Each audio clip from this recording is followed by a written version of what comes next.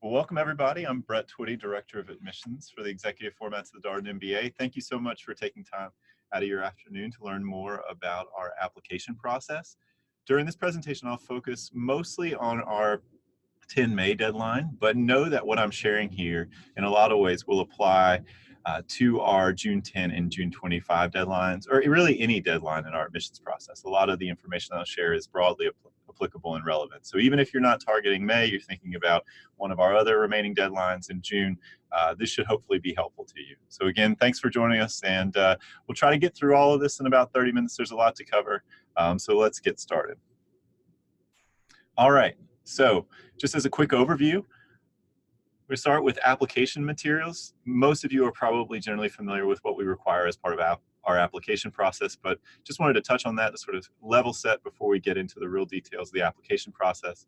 I'm going to take on some questions that applicants will often frequently ask, but you're also welcome to type your own questions as we go along. I will do my best to answer them as I can. So if some of the information that I'm sharing is not speaking to your particular question or concern, feel free to type in the chat box and I will get to it.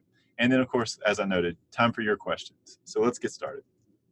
All right, so application requirements. If you've opened our application, you've taken a look at our application, sort of the detail, what we're asking for. This should all be familiar to you, but we require an application fee, short answer questions or essays. We actually have a few short answer questions that you'll answer as part of the application process, standardized test score, valid test waiver, get into a little bit more about when we need to have your test score. So just a little bit of foreshadowing there, but we do require a standardized test, either the executive assessment, GMAT, or GRE, and we do grant test waivers in a limited set of circumstances, but I also will detail those a little bit later too. Transcripts for all degree-related coursework. It's worth noting that at this time in the application process, we do not require official transcripts. Unofficial transcripts are totally fine for the purposes of our application process. So PDF issued to you by your undergraduate institution or institution you attended, fine just to go ahead and add that to your application. If you're admitted and decide to matriculate at Darden, we would then require an official transcript. If you're curious about what an official transcript is, an official transcript is a transcript that's issued by your degree granting institution or an institution you attended and issued directly to us as opposed to you and then to us. Once it's issued to you, it ceases to be an official transcript. 2 recommendations. I'll get into a little bit more about how this may intersect with our application process. You may know we have an initial review to determine interview invitations, and of course, a final review to render a final decision on your application. There's a little bit of nuance there with respect to the recommendations and what we need to have at hand for our initial review versus rendering a final decision. And then last but not least, I note company support letter here just because it's something you can include with your application materials. You do not have to. It is a pre-matriculation requirement. It is not an application process requirement, but we do make it possible for you to include a company support letter when uploading the rest of your materials as part of our application process. Could save you a little bit of work down the road. So include it if you want. Don't have to include it. If you're curious about what a company support letter is, it's a pretty basic document, which is typically from your boss or whoever manages your time, acknowledging the requirements of the program, sort of that time component, saying, I understand what the Executive MBA program at Darden requires, and I authorize this person to take the time necessary to participate in the program. And then it's signed, and that's just what it is. Sometimes it speaks to financial sponsorship if you happen to be financially sponsored by your company, but really all we're interested in is, does your boss or whoever manages your time understand what you're undertaking here? And does that person, agree to your taking the time necessary to participate in the program? All right, so that's what we require as part of our application process. Also would note that we do require an interview for anyone we're considering extending an offer of admission to. Now, we offer interviews both in person in Charlottesville as well in the DC area in our Roslyn space, Sands Family Grounds. We also offer Skype interviews. We do not have a preference as to which format you choose. You can interview virtually, you can interview in person, whatever's most convenient for you. We offer these options because we know all of you are really busy and we want to try to accommodate you in any way we can. And we know that, it's not always easy to get down to Charlottesville or to get to the DC area, particularly if you have a busy work schedule. All right, so as I mentioned, there's really two parts of our application process. So once you submit your application, our admissions committee will do an initial review to determine interview invitations, and then a later final review when we're making a final decision. So let's talk about what's required for initial review, determine who's invited for an interview. So we require an application fee. We're going to need your short answer questions, so the responses to the few essays that we have in our application. We require a standardized test score, valid test waiver, or a pending test date. And I'll get into a little bit more about what that means, but if you're curious about how you would note a pending test date, so if you're planning to take the executive assessment after the deadline, all you would do is enter that pending test date into the test information section of your application. And then once you have your test score, once you take the test, you would email us and let us know what your score breakdown was. We'd add it to your application. And of course, you would have your score report directed to us as well. Transcripts for all degree-related coursework, and one recommendation. So again, one recommendation to begin to move your file through our review process to complete our initial review to determine interview invitation, but we do require 2 recommendations to render a final decision. So let's talk about what's required for a final decision. So application fee, short answer questions. So you'll note here when we get to the test part, we either need to have your standardized test score in hand or a valid test waiver. So until we have either of those things, we can't render a final decision. Transcripts, this is the same as the previous screen, and of course 2 recommendations. So the way that it typically works is that for most people, the recommendations part of the application process is the slowest. You know, this is the part you don't control. You're at the mercy of your supervisor, supervisors, past supervisor, people who are typically really busy and have a lot on their plate. And there's always, you know, how much can you lean on your supervisor to say like, hey, look, remember that recommendation.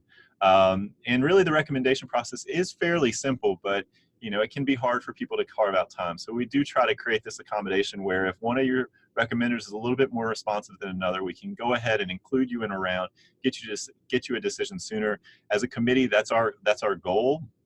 If we can at all, we want to include you in a round. That will give you a chance to move forward in the application process, get a decision much sooner, potentially evaluate whether Darden is an option for you much sooner than if you have to wait for both recommendations in order to begin to move through the review process. So that's why we created this. In case you're curious about what our recommender process entails, it's not actually a letter. So oftentimes people will think about letters of recommendation. It's actually a recommendation that consists of the form of a ratings grid where your recommenders are asked to assess you across a number of criteria, and then 3 basic questions. How do you know the applicant? How does the applicant compare to his or her peers? And what's one piece of feedback that you've shared with the applicant? So you might see why a supervisor or someone who's evaluated you, supervised you in a business setting would be preferable, because most colleagues or peers or people who are friends don't really provide you with much feedback. And may not oftentimes know how you compare to other people in the organization. Typically, supervisors are the people with that 360-degree view, know how you compare to others, and then also have provided you with feedback. So just keep that in mind as you think about who to ask. I'm going to provide some sort of general information and guidance as to who might be a good recommender, but bear in mind that's very general, and you know best who can really speak to your background and what you'll bring to our program. So as with all of this advice, it is general in nature. If you have a specific question, you're always welcome to email us. We can be reached at exec, that's EXEC, mba@darden.virginia.edu. Hopefully, if you're on this webinar, you've got plenty of emails from me at this point. So you're always welcome to follow up directly with me. And as previously noted, we will share this recording with everybody. So because you signed up today, we'll email it out afterwards. So if you want to review any of the content that I'm sharing here, you're welcome to do so. All right. So let's talk about how the pending test date exception, or sort of, I'm trying to think about the right way to describe this, but we've got some flexibility here. So our 10 May deadline, you may have noted from the deadlines page that for each deadline, there is a deadline, there's a target interview period, there's a decision release date, and there's a deposit deadline. So for our 10 May deadline, our decision release date is 31 May. So typically for most of our rounds, the decision release date is the last working day of the month. I will say in May and June, things move pretty quickly. This is the sort of common theme that you will hear from us. They move quickly on our end. They will also move quickly on your end. Typically, you will not have as much time to consider an offer of admission, so do as much research as you can. Now, for example, for the May round, the deposit deadline is 10 June. So if you're admitted, you may have about 10 days to consider offer. Obviously, the same is roughly true for our June rounds. Take particular note of those deposit deadlines. Let us know how we can help you learn about the school now. We're happy to be of assistance in any way. Come to an event, join us, kick the tires as much as you possibly can so that if you are admitted, you really have the information that you need to move quickly and make a decision. So back to pending test date though. So as long as you submit your test scores at least a couple days prior to the decision release date, so in this case, decision release date's May 31, as long as we have your test scores in hand by the 29th of May, we can include you in this round and keep you on schedule for the May 31 decision release date. And one of the reasons why we created this flexibility is because we find that oftentimes the other parts of the application, no problem to pull together. Most people can kind of get everything together in a week or a few days. The recommenders, that's obviously once you put everybody's information in, they get an email with a link to the grid and the questions, and they can be working on that. But the tests, if you're planning to take something like the executive assessment, it takes about 20 hours of preparation, and you're going to have to carve out that time. And so we feel that it's important. We want to give you plenty of time to study for the test. We don't want you to feel rushed. And so essentially for the May 10 round, you have another 3 weeks almost to study for a test, take a test, and still get a decision on May 31. So it's trying to be sort of applicant friendly and recognize the fact that the people applying to this program are really busy, and finding time to take the executive assessment can be a little bit challenging, or finding time to sit down for the GRE or GMAT, whatever test you may be planning. Both the prep time and the scheduling can be a little bit more complex because of all the things that you're juggling. And again, as I mentioned, take note of the deadlines, all of the deadlines, particularly deposit deadline, because if you're admitted, again, you're going to have about 10 days, maybe less if you apply in our June 25 deadline to make a decision. So take note. All right. So, and you see there the deadlines link if you want to dig in a little bit more on the information that I've shared here. All right, so we're going to get into some frequent questions here. As I mentioned at the outset, please feel free to type any questions that you might have. If I'm not addressing something that's been on your mind, I'm happy to take time to do so here. So a lot of these are softballs. In fact, if you've been paying attention, which no doubt you have, you could probably answer these, but just want to reiterate. The first one, I don't have my company support letter yet. Can I still apply? The answer is obviously yes. Company support letter is a pre-matriculation requirement, not an admissions requirement. We do allow you to potentially upload your company support letter as part of the application process if you already have it in hand. But if you don't worry about it. It will only become something you'll need to think about if you're admitted and decide to matriculate at Darden. So you accept our offer and decide that you want to come to Darden. So I only have one recommendation. Can I still be included in this round? The answer is yes. We need your first recommendation on around the deadline. The deadline, obviously, that we're talking about here is May 10. As long as we have that first recommendation in hand, at least a few days on the deadline, or at least within a few days of the deadline, we can include you in the round. What I always ask of candidates, particularly if you need another day or two to finalize your application, or one of your recommenders is taking a little bit more time so that we have that first recommendation, let us know. It's always helpful to know. We'll probably reach back out and say something like, hey, looks like you made a lot of progress on your application.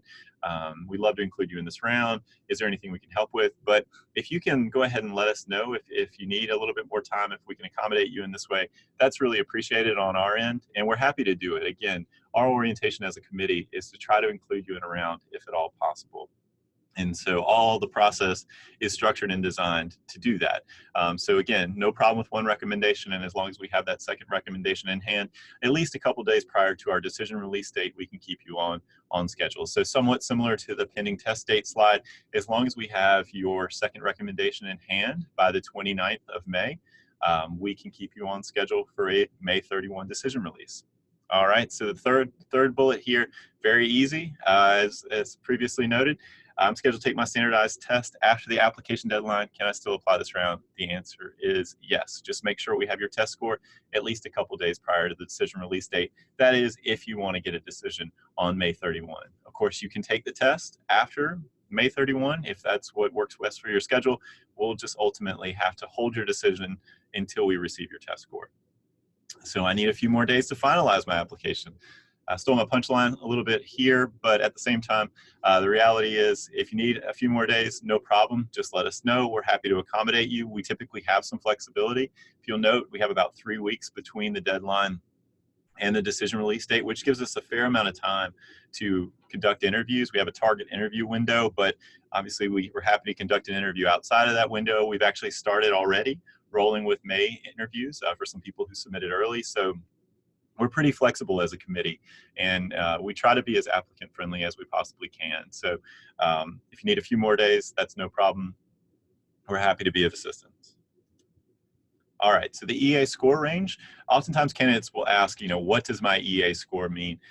Unlike most standardized tests that you've taken previously before in your life, if you're planning to take the executive assessment, you will not actually get a percentile breakdown. You'll just get a number, you'll get an overall score, and you'll get a section breakdown, which will be expressed in whole numbers as opposed to 95th percentile, 85th percentile, what you're accustomed to with respect to standardized tests. So we typically receive scores in the 140s to 160s. For the past couple of years, our average score has been 152, 153, and we're tracking closely with that this year. Of course, the standardized test is just one piece of information as part of an overall review. Our admissions process is very holistic in nature. So everything matters, everything counts.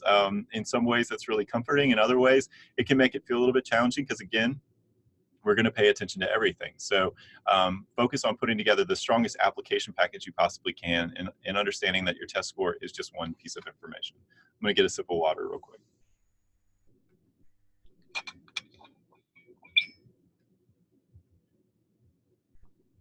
All right, so I mentioned earlier that the recommender advice is always very general, and everybody's situation is a little bit different.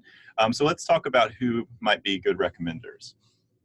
So mentioning the questions that we're going to ask, always recommend supervisors, if at all possible. Since this is a program where you're going to continue working while pursuing your MBA, we ideally would like to hear from your current supervisor. Of course, there's situations where someone might not feel that their current supervisor could write them a really good recommendation, most typically because the supervisor is new or they're both new to their roles. It's a big, obviously still forming relationships. So if there's a reason, a valid reason as to why you did not ask your current supervisor, that's always something good to ask in the additional to sort of note in the additional comments section. As an admissions committee, if we're looking at your recommendation and we see that you don't have a recommendation from your current supervisor, we're going to wonder, why is that? And so, providing a little bit of information, giving us some context to understand that choice, always appreciated. So, supervisors, people that know you from a business setting is generally good because, of course, this is a working professionals program, and we want to know how you are in those environments. And so, again, general advice here. You could certainly ask a colleague. You could ask a business partner. Any number of other people could make good recommenders. We really defer to candidates. When it comes to choosing who from your life you feel could write a really compelling recommendation for you and provide us with a really interesting perspective on who you will be in our program. But again, keep in mind the questions that are being asked. How do you know the applicant? How does the applicant compare to his or her peers? And what's one piece of feedback that you share with the applicant? And of course, there's also the ratings grid. The other thing I will note is that when you put the information for your recommender, name, title, contact information into the application, they will immediately get an email from our system that will contain a link to our recommendation materials.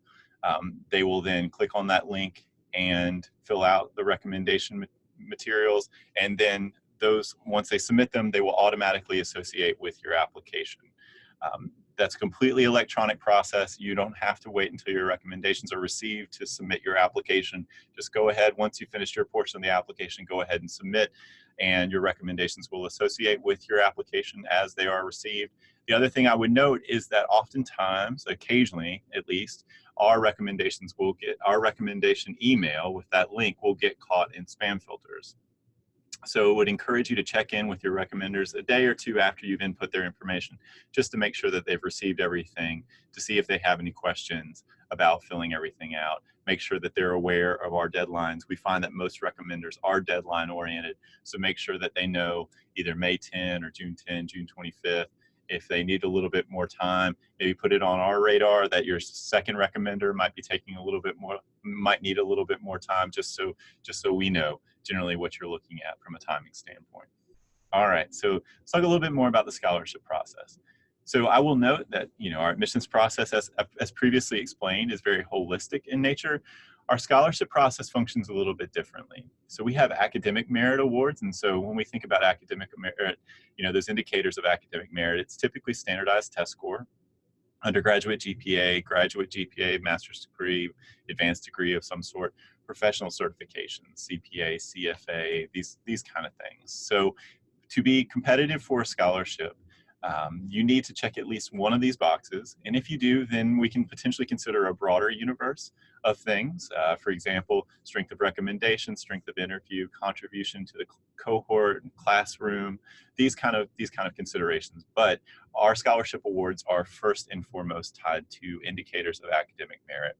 The award amounts that we have are fairly modest. They range from $10,000 total to $30,000, maybe $35,000 total. Our average award is around $15,000, so it's not going to be a huge tuition offset for most candidates. It will be something that is helpful, but it's not going to be a half or a full scholarship. Our orientation as a scholarship committee is to take the budget that we have and to try to spread it out as broadly as we possibly can to as many candidates as possible. In a given incoming class, about a third of the students will have received a scholarship award. Of course, all applicants, if you're admitted, are automatically considered for a scholarship award. There's no additional paperwork that's required. The scholarship committee and admissions committee meet roughly at the same time, and we release decisions both for admissions. Are you admitted? If you're admitted, you will also receive a scholarship decision at that exact same time. So on May 31, when we release decisions, admissions decisions and scholarship decisions for those candidates who are admitted will go out at the same time. We know that's an important piece of information. We want to make sure, particularly given how quickly things move this time of year, we want to make sure you have that information as you consider Darden. All right. So hopefully that gives you a little bit of insight about our scholarship process. Let's talk a little bit more about test selection and whether it has any implications for scholarship award. Oftentimes candidates will wonder, do we think about the executive assessment, the GMAT and GRE, as equivalent tests? The answer is yes. That's both on the admissions side and the scholarship side. We think of these tests as equal to one another. In fact, we are huge fans of the executive assessment. We have encouraged and many candidates to consider taking the executive assessment. There's a lot of different reasons why we're fans of this test. First of all, it's a different testing experience. It's 40 questions, 90 minutes versus the 3 hours plus for the GMAT. From a prep standpoint, the executive assessment is about 20 hours of prep on average. We've talked to candidates who've taken 10 hours to prep for the test. We've talked to candidates who've taken 30 plus hours to study for the test. But on average, we hear from candidates who spend about 20 hours preparing for the test versus the 65 plus that most domestic U.S. candidates will spend on something like the GMAT or GRE. The executive assessment was also designed in collaboration and cooperation with top executive MBA programs. It's accepted by 50 plus graduate programs at this point, but at its inception, the original target were executive MBA programs. And we were actually the 7th program globally to accept the test. So we have over 2 years of worth of experience with the test now. We're big fans. And the nice thing about the executive assessment is not only was it designed in consultation with programs like ours, it was designed with this particular applicant pool in mind. So it's a test of readiness as opposed to a test of aptitude. It's really intended to help you determine, is this the right time? Are you ready to take this step? And the thing that we encourage candidates to think about, when approaching this whole process is you're going back to school. You're going to be taking tests again. You're going to have to study again. You're going to have to carve out time in your schedule to read cases and have learning team meetings and go to online classes and all this kind of stuff. So, studying for tests in some ways can give you a trial run in how to fit this into your schedule. How can you carve out time what schedule works best for you. Is it all on the weekends? Is it doing an hour or two every night? And sort of experimenting with that. Our program, typically for most students, requires about 15 hours of work per week. And that generally includes the online classes that you have a couple nights a week. So as you can see, studying for the executive assessment is a little bit like trying to fit, sort of a normal school week worth of work into your schedule. So good trial run for that. And again, studying, kind of getting back in the groove, using some of those muscles again, can be helpful too. It's largely based off of integrative reasoning. If you're curious about how it's similar or different from the GMAT, it's section adaptive versus question adaptive. It consists of integrative reasoning, quantitative reasoning, and verbal reasoning. The test score range is 100 to 200, with 150 really being kind of that midpoint. But again, just one piece of information in the broader scheme of things. And for the purposes of the scholarship process, we view the executive assessment, GMAT, and GRE as equivalent tests. So that's my few minutes long-ish infomercial for the executive assessment. But we have a lot of resources on our website about it.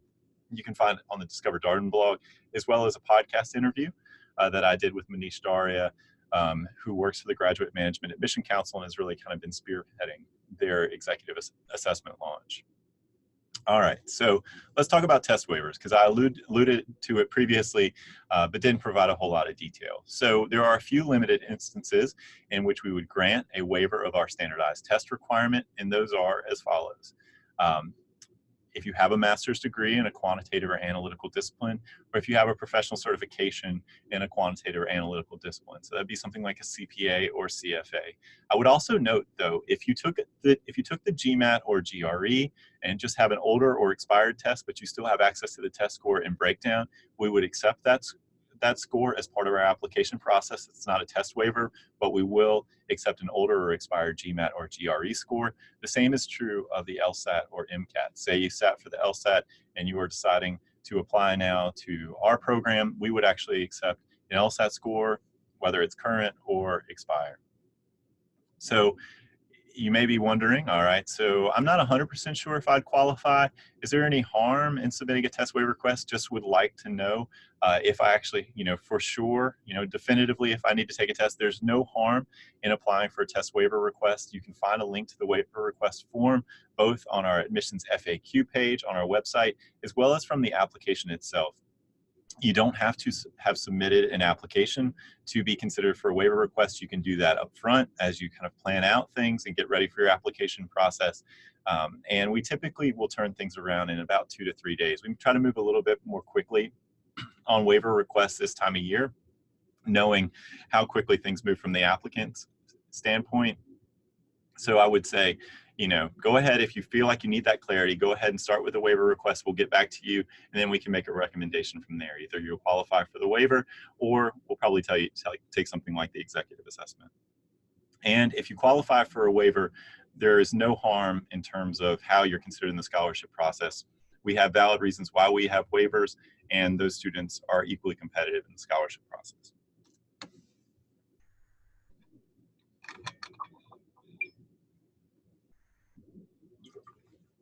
One of the great things about doing webinars during allergy season. So I don't know if any of y'all have been dealing with this, but it makes us a little bit more exciting. So we have 3 upcoming deadlines, May 10, June 10, and June 25.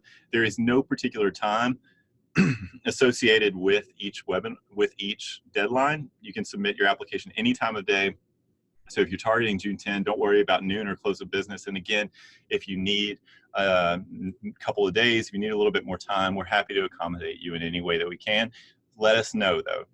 Just keep us posted as you're working on things. We're here as a resource. We view this very much as a partnership. We're here to help you learn as much as you possibly can about Darden as you evaluate whether this is the right step for you.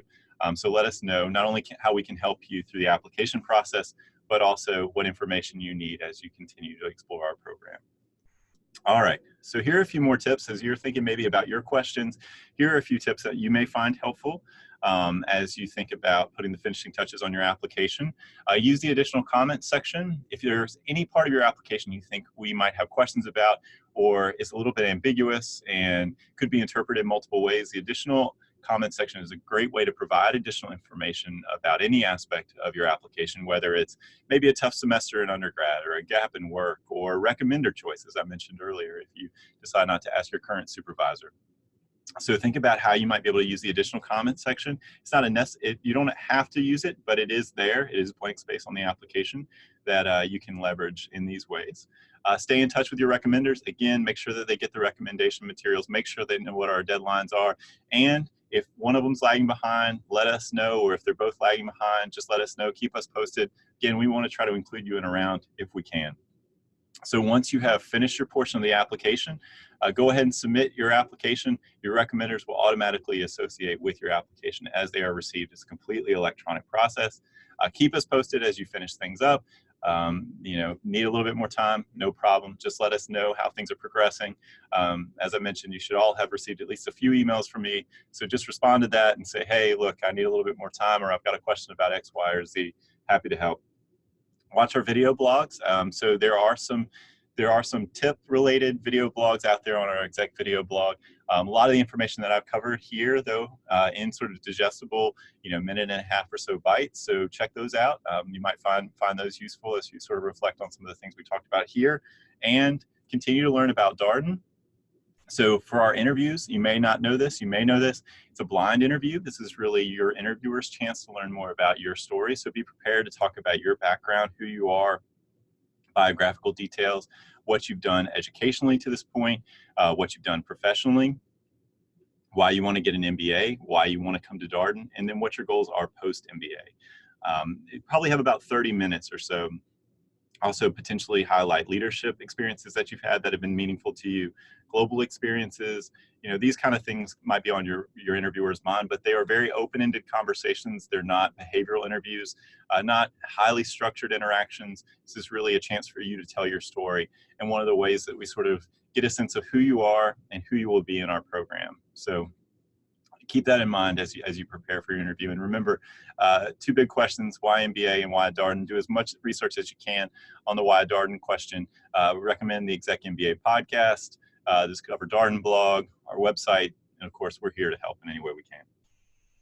All right, so got just a few more minutes here. Recognize that we're already a little bit over time, almost done. Feel free to type any questions you have. I realize this has been a lot of information flowing your way. So if there's anything specifically that's on your mind, feel free to type in the chat box. I'm going to go ahead and roll through to the next slide. Here's some helpful resources. A lot of FAQs on our site. Realize that kind of dense information, but they do provide a lot of helpful, useful information about the structure and design of our program, as well as how our admissions process and financial aid or scholarship processes work. So if you want to review some of the information that I've shared, if you're more of a print person, be sure to check out these resources. And then last but not least, here's a big push for our 2019 cycle. You've got 3 more deadlines: May 10, June 10, June 25. A lot of events upcoming, number of events in the DC area, as you will note, women's chats, as well as networking dinners. We have class visits upcoming end of this month, as well as again in June. And I'm looking to add office hours. We already have them in the DC area, but looking potentially to come to Philadelphia as well as New York over the next month or so. So keep an eye on our events page as well as our schedule of conversation pages. That is where you'll both find the phone calls as well as office hours, which are in-person meetings. So we're here. Hopefully, if you're in one of these places, you'll be able to join us for one or more of these events. We always enjoy the opportunity to get to know candidates. The best part about recruiting for the Executive MBA program is the fact that this is an opportunity for us to build a relationship with candidates as you both explore pursuing an MBA and learn more about Darden. It's a very personal recruitment process, and I encourage you to schedule a conversation, come to an event, join us for a class visit, give us every opportunity to get to know you as a person. So with that, I'm at the end of the slide deck, just 3 minutes over, not too bad. Feel free to type any questions. I'll give you another minute or two if there's anything on your mind. All right. And thanks, Raul, for the question. All right. So Raul doesn't send transcripts directly to the school. What are the alternatives? So for the purpose of the application process, you may have a PDF of your application, of your transcript from your institutions. So you can, or you have, some other way that the information has been captured. Typically, most people do have a PDF. Just upload that into your application. If you are admitted and decide to accept the offer and matriculate at Darden, we can work with you on sort of workarounds. We know for some international candidates, you only have one copy of your transcript. The school will not send us a transcript, and we're used to that situation for some of our incoming students, and we can work with you and accommodate you as needed. Thank you. You're welcome. All right, so other questions out there? Give you another minute or two.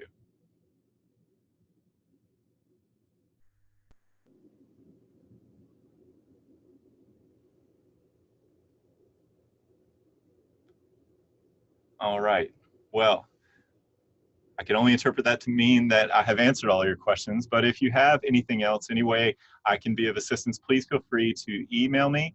I can be reached at TwittyS, that's S as in Stephen, at darden.virginia.edu. You can always reach us at the exec inbox, that's execmba@darden.virginia.edu. Best of luck as you finish up your application. We look forward to receiving your application in either our May 10 deadline or one of our upcoming June deadlines, and hopefully we'll connect with you at an event or a class visit. Thank you again for your time today. We'll be emailing out this recording, so hopefully you can review it later on if you have additional questions. So talk with you soon. Thank you again for your interest in Darden.